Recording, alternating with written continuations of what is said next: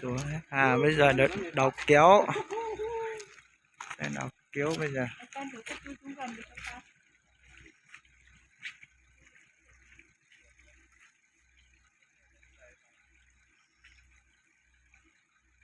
Đi được đấy, cẩn thận tí nữa cái kia nó sạc phát là nó đổ luôn cái cầu xuống á. Đừng có đi.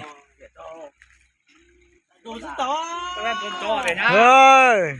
Các bạn đã nếu muốn bỏ ló nó hay là Ai biết được. Chó tỏ tao không à. Tao à. Ở cái chuyện tao cái rất là ăn Cái tỏ tao không lúc lọt tao có tập thấy mà lúc lòng tung tỏ tập thấy mà chỉ quân từ đây.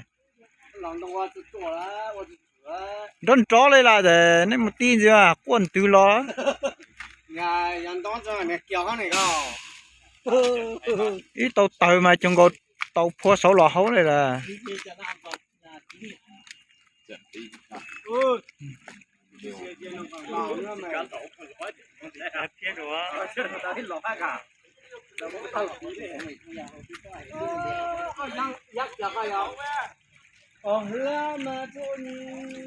Hả luôn nè, anh phải cái anh tính là cái lực.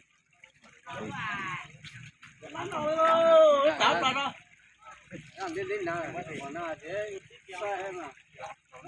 Cái thằng bà này. Đi phải đi nhanh một tí. Đi nhanh nhanh. Phát là nó Sạch xuống đấy. Không biết sợ. không biết sợ mà nó cũng cười. Tí kéo nó lao vào thì biết. Được. Thằng này liều lắm. Chơi kìa. Sao vậy thì sao vậy mấy anh? Cho nên nó bỏ nó có tí rồi. Thấy rõ ràng còn phải. Phải xong thế đấy. Qua đi. Qua đi, qua đi. Con đứng lên từ khi nào? Sợ lắm. Không móc qua đâu. Ra được xe đi ra cho bạn cho tao.